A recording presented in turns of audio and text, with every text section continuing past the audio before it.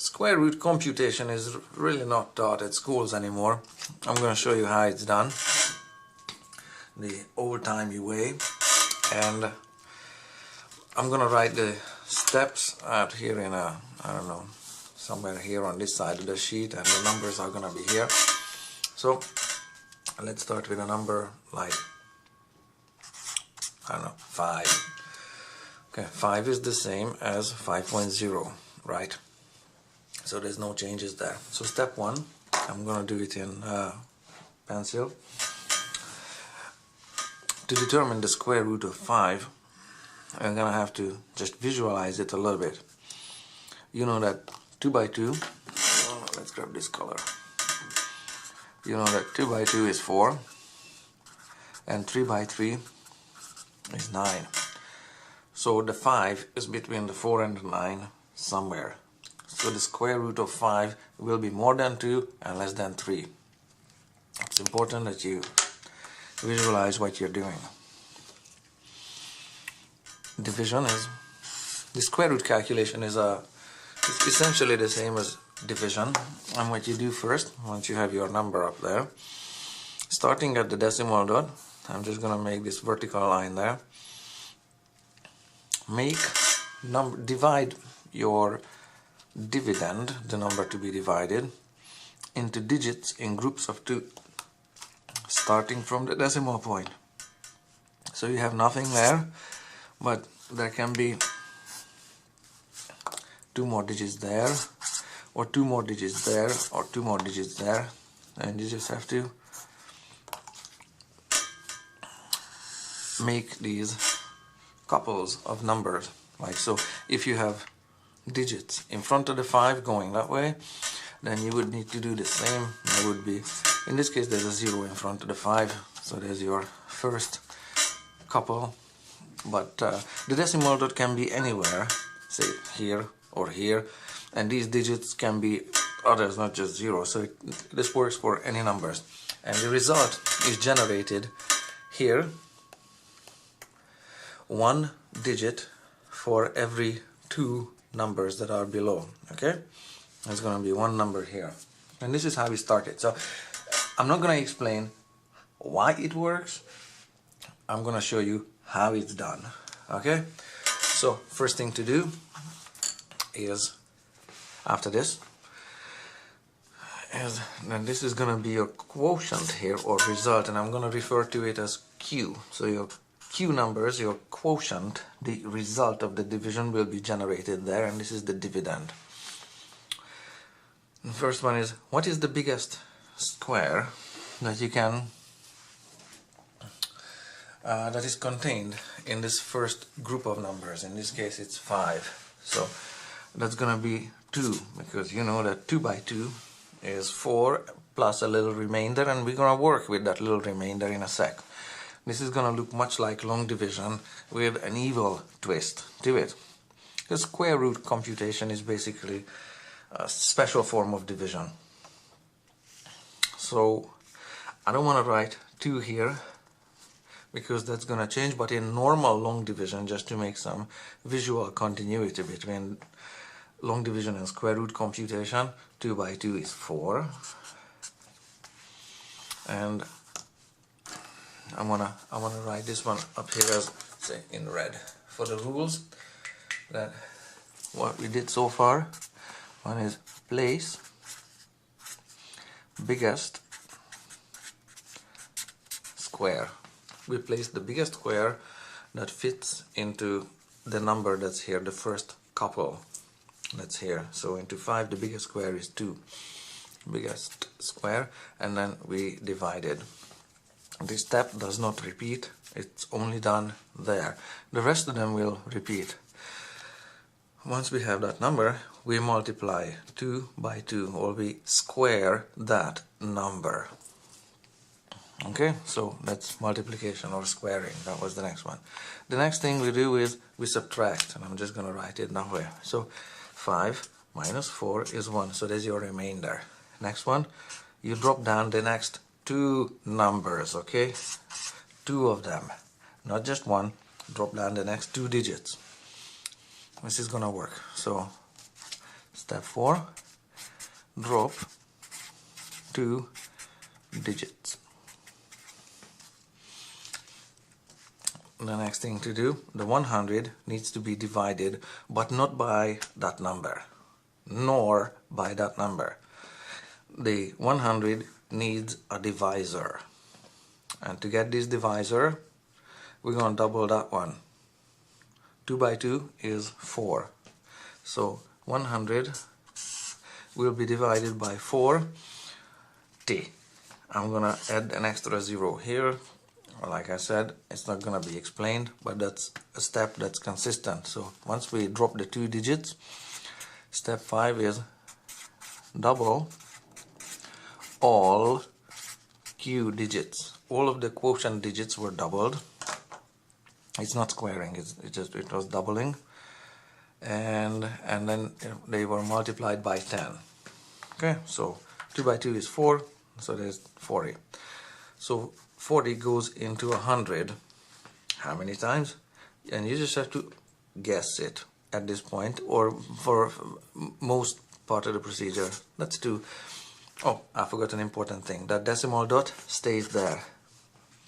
So now we have an answer of 2.2 so far as a square root of 5.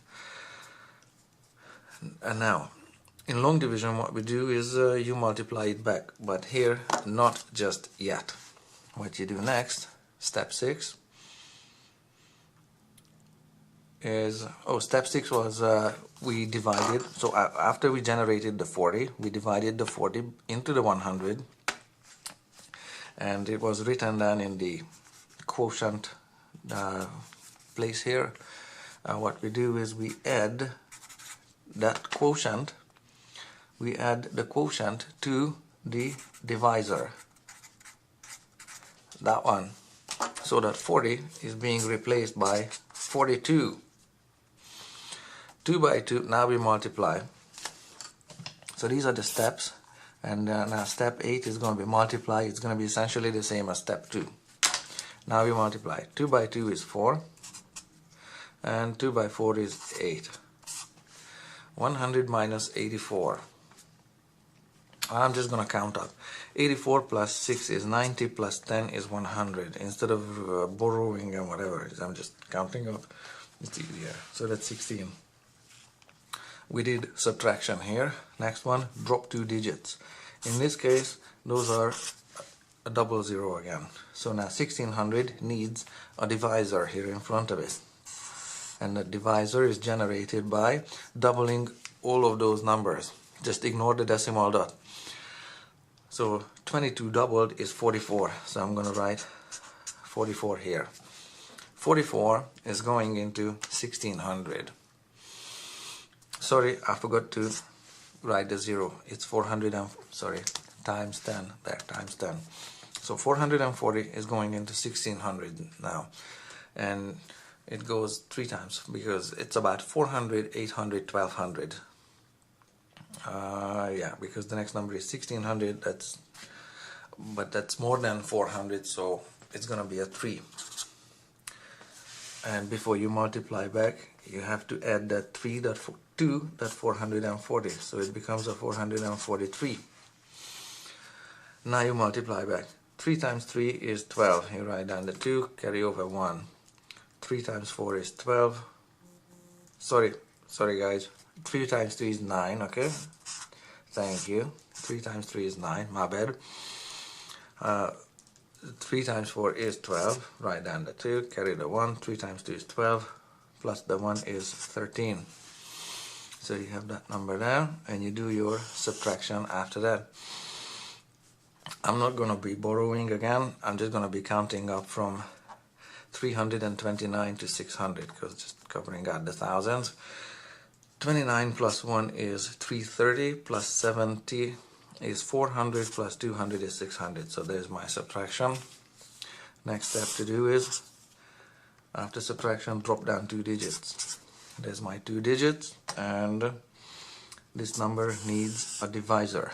To do that, we have to double 223, which becomes a 644, plus the 0, that one there. So that's a 644. no, that's a 644 but going that way, so 644, so that's a 446 and a 0 there. So 4,460 is going into 27,100.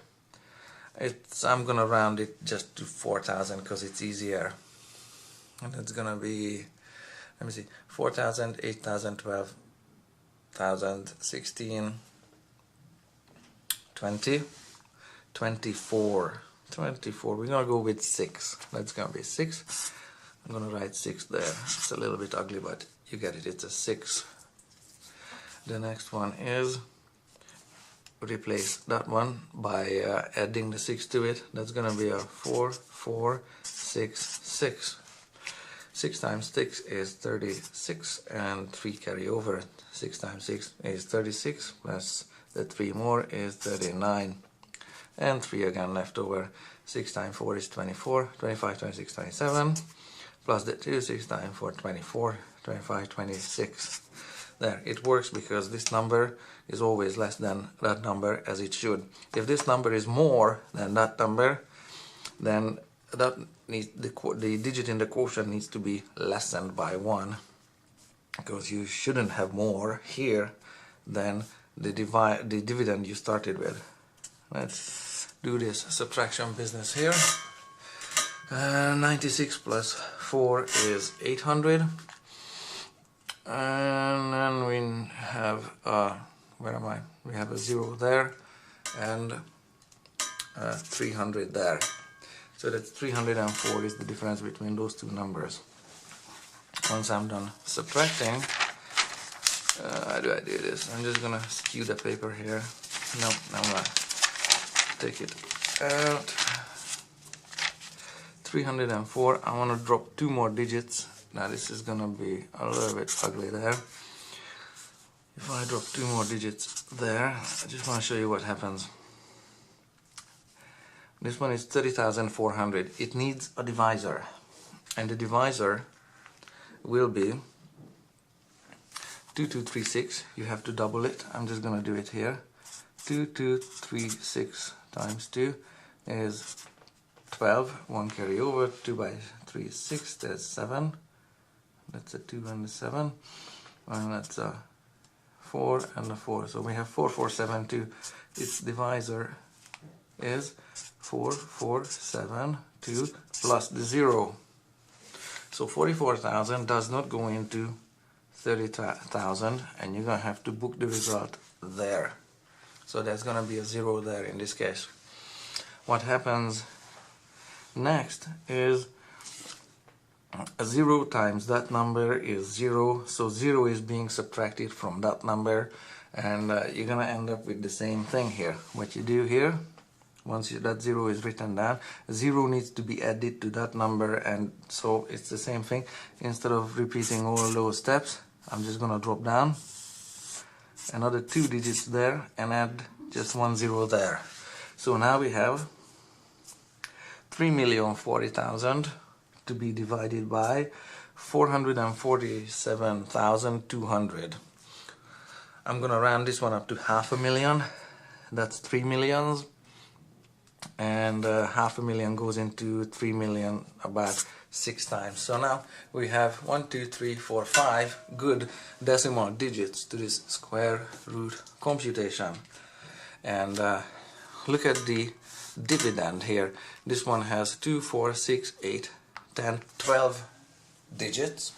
Many of them are zeros, but again the decimal dot doesn't need to be there. It can be here, and then in the answer your decimal dot is also there. So the decimal dot can be anywhere. It can be here, or it may not have any decimal number. So here you have a 14-digit number, a 12-digit number, and you have a 6-digit answer, and it's fairly easy to do it. To generate a fairly accurate square root of a fairly huge number. Let's check it on a calculator. 5, second function, square root, okay, other way around, this one's wired differently. Square root 5 equals 2.23606 2.23606. Okay, so that's how it goes. It works. That's how you do it without a calculator. It's quite a procedure. Get familiar with it, practice it, come up with some numbers. That's pretty much the only way you can get good at this.